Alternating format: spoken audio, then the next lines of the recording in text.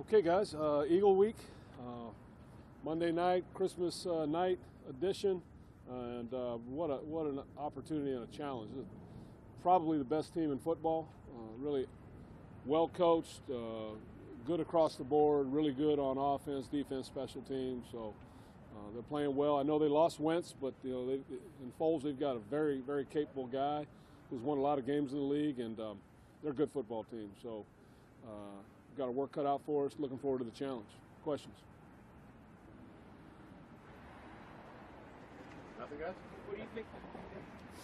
Yeah. What do you think the chances are? Do you think you'll have Rodney Hudson this week? I hope so. Yeah, I hope so. He's a pretty tough guy. Yeah, I would say that the chances are pretty good. Yeah. But you called up another center. Stone. We do have another center on the roster. And we might have another one before the week's up. We do. Feliciano's is really the main reason. Feliciano's the one that's not going to practice today. He's the one that's the biggest question mark. Okay. Do you know yet whether you're going to get Amari back practicing this week, or? Yeah, we hope to get him back to practice and have a good week of practice and then be ready to go Monday night. Has there been any kind of noticeable change in Sean Smith's play for you when you watch him on film as far as his early on struggles in the last few weeks? Yeah, I think he's been much more productive, obviously, much more on point. I felt like, he was assigned last week, to shadow Dez most of the night and did a pretty solid job of that and competing there. And so, yeah, I think it's obvious. I think his play has improved over the last month, and it's coincided with all the coverage getting a little tighter, the rush getting a little better, and kind of hand in hand. I think the overall production of our defense has improved over the last month. You talked about left tackle being a competitive situation this week, and obviously you haven't practiced yet. Yeah. Fully this week, so right. Nothing really to ask specifically. But when do you think you'll make that decision? You think it'll go right up to kickoff when you trot the guy out there? Probably up till kickoff before it's made public for the Eagles.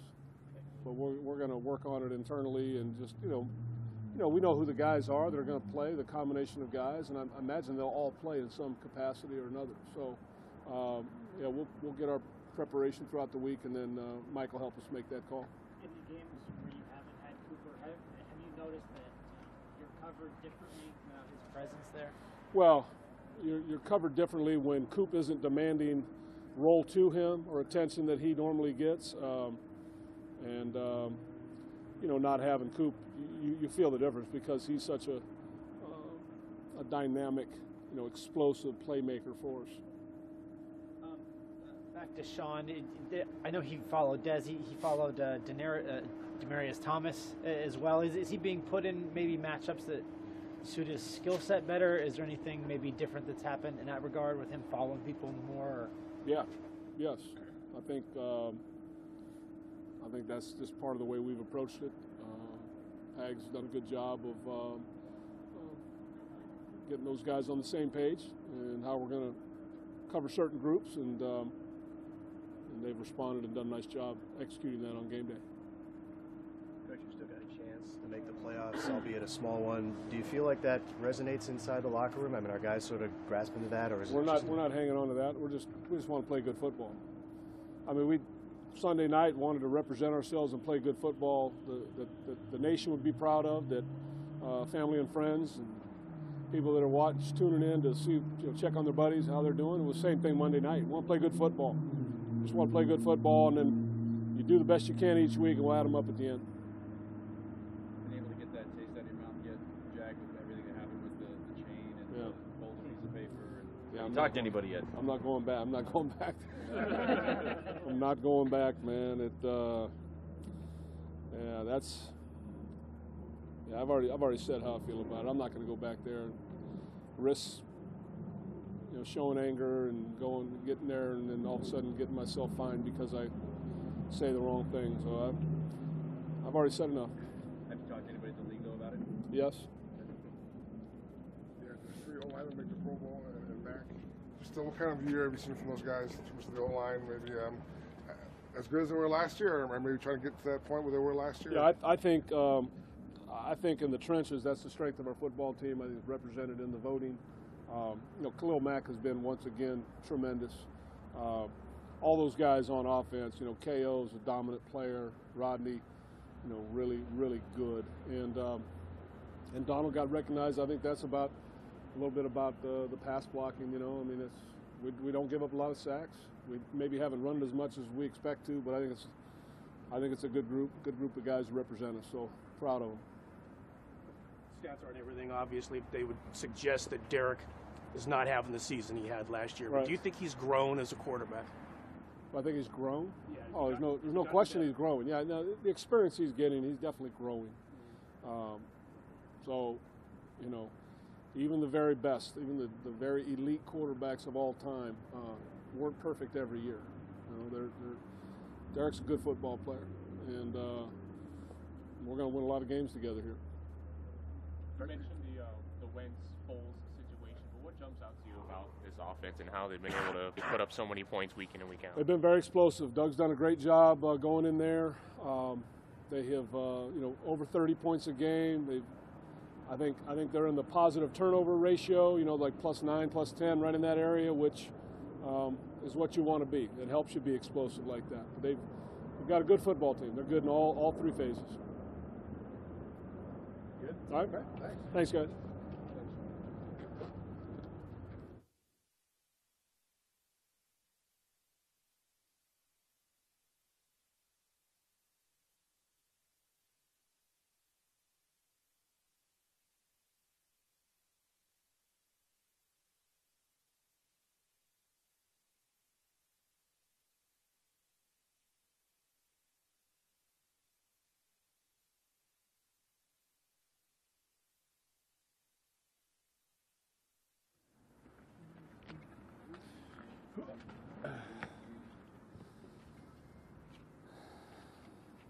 What's on your mind? Man, a lot of fronts and coverages and lunch. So lunch is more important right now, but we'll get to that. Looking back at that last play, is there something you would have done differently? Hold on to the ball. It's not like I didn't try. Right. So it's like. But in terms of reaching out at that spot, reaching out for the goal line, how do you weigh that? The risk of my mindset of doing it. I don't think that I would have, to be honest. I'm obviously, coach. We talk about ball security and maybe trying, hey, jump with two hands next time or things like that. And those are stuff like, yes, sir. I'd try, do my best. Again, I honestly didn't think I was going to, drop the ball. I thought when I took off the jump, in my head I was like, oh, it's a touchdown, because I knew I had the corner. But from a mindset standpoint, looking back on it, yeah, you want to do something different because we lost. But from like making that decision, I always think of it like in the basketball terms. I'd rather take the last shot and miss it, than pass it off, and try and do it another way. So from a mindset, competitive standpoint, I'd definitely try it, but maybe with a better technique. They hold two hands. I don't know, but something to where we don't lose the game. But from making that decision, I think I'd go for it again. Some people said the penalty for that, you lose a fumble, and it goes out of bounds at the 1 yard line. You keep the ball, it goes out a yard further, and you lose the. Do you think that's something that needs to be looked at in terms of, is it too harsh a penalty? With it being that's what it is. Nothing we can do about it. We lost. It's hard, but it does like deter your mind of giving like an amazing effort. Because an amazing effort ends up in a loss. Well, it's no good. And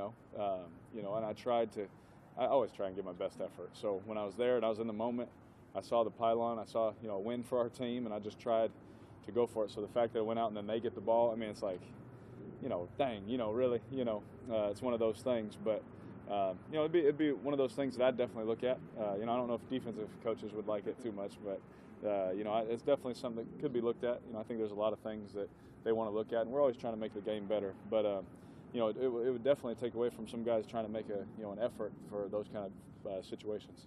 During recent games when you haven't had Cooper available, how are you guys being covered or defended different just without his presence? Yeah, when people play Coop, they bracket him, they try and match him, they try and in and out him, they try and do a whole bunch of different things, and so When that doesn't happen, then the attention goes to Crab, the attention goes to Jared, depending on the defensive personnel that they have. And so they're able to roll coverages and make it, hard and things like that for us. But that again, it's one of those things that, hey, it's next man up. We just got to play ball. And so that's why, sometimes if we're not as efficient or, things like that, we're trying to, do the same kind of things and make plays, but it just hasn't worked out that way. This is one of those years where we haven't been as efficient. It's not an effort thing. It's not guys not giving it their all and things like that. It's just a thing that we just haven't been effective. Yeah.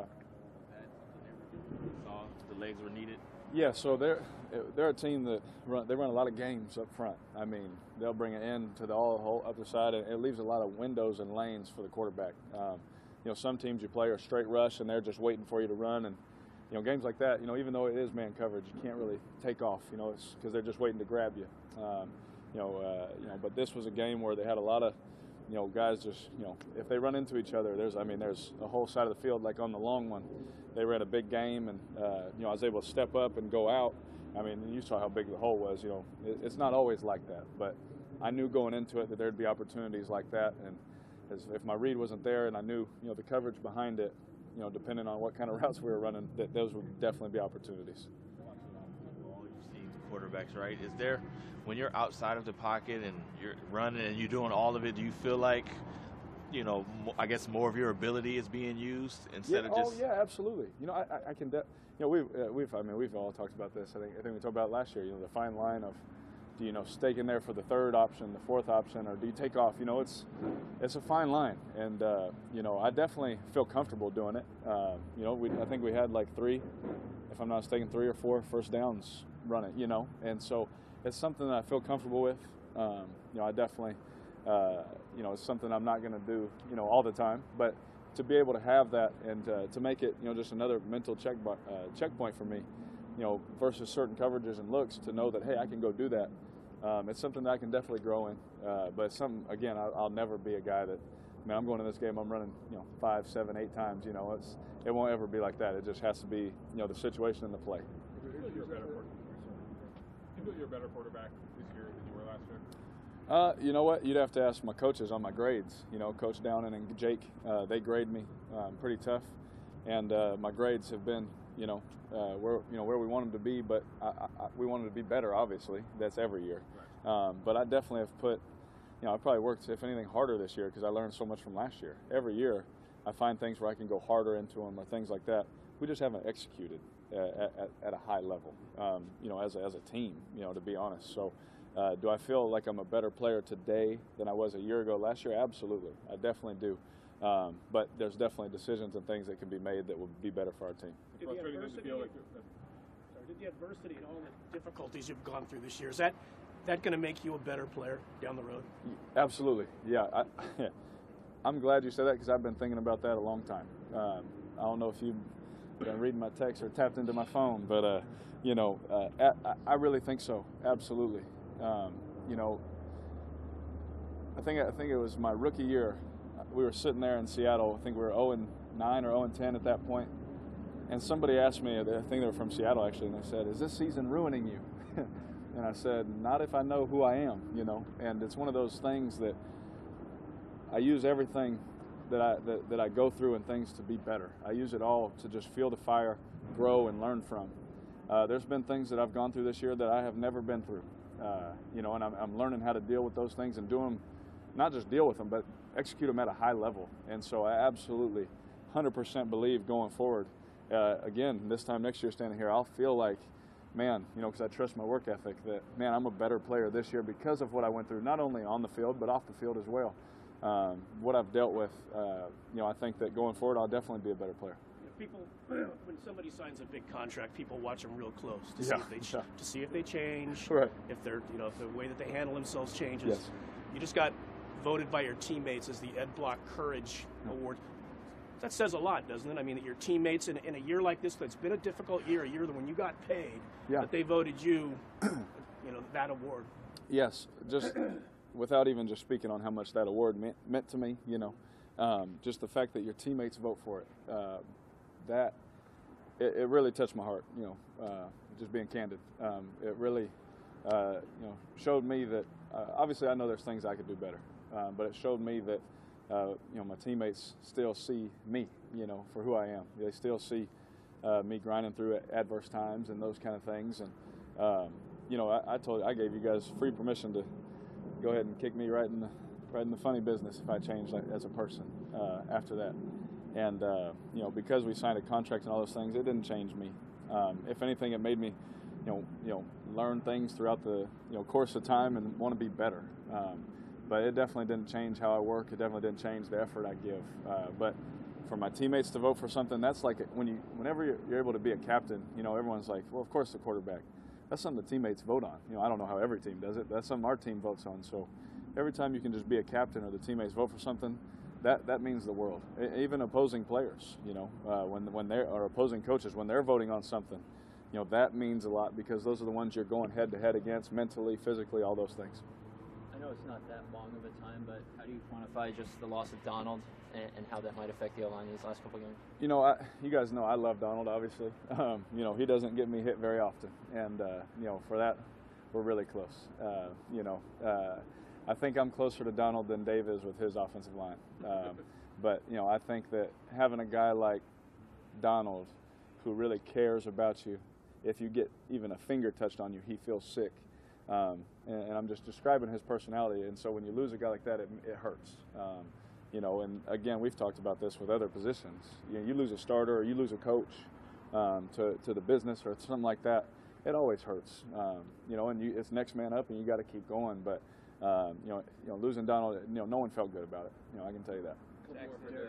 Jackson and Rodney went through a kidney stone. Yeah. How aware were you guys of that, and did it affect him on the field? It definitely didn't affect him on the field. It affected him the night before and the morning of and the pregame and all that, But, thank the Lord that it, whatever reason he was able to play. And I don't know of very many people that could have done that. I don't know if anyone knows anybody that's had them. I sure know people, and I've seen, how they've reacted and how it, makes you feel. So for him to be able to do that, he's one of the toughest people I've ever been around. Derek, you got a chance, small chance. Yeah. Does that resonate at all at this point inside the locker room? It's definitely one of those things that you're not out until you're out. We've all seen crazier things. That's for sure, especially playing this game. But you're not out until you're out, and so if we were out or if we were still in, it's not going to change how I prepare. It's not going to change who I am. I owe it to my teammates, this organization, my coaches, everybody, our fans, to give my all the time. And that's a preseason game. I've gotten in trouble plenty of times in preseason games for holding on the ball too long, or trying to take off and run in a preseason game and things like that. So I try and give my all. So we do know, but it doesn't change the way we go about it. And if it did, there'd definitely be something wrong before that. All right. You talked about the video chats with the fans do and yes. how you want to answer their questions. Yes. Is that also good for you? Like it's kind of therapeutic for you to kind of go through that process and talk about things afterwards? Absolutely. I really enjoyed it. I was actually talking to Carla. I tried to do it this time, but my phone wouldn't work. And I tried to put it up because I just want to be able to, they have a lot of the same questions that, you guys have. And to be able to sit there and talk to them, it feels good for me because, they're just trying to learn. And like I told you guys, I love to, teach. Not saying that I know more than anybody, but I just like to teach what I know. There's a lot of things that I don't know about that I ask a lot of questions. I ask her a lot of questions about certain things, but to say, is it therapeutic for me? I would say it definitely feels good to be able to help, help share information, help people understand certain things, and really just to interact. I love people. I think y'all know that by now in 4 years. I just love talking to people. So being able to interact with people that care about, what I do, it's definitely good for me. Thank you, Derek. Thanks. That stuff is harsh, though. Oh, bro.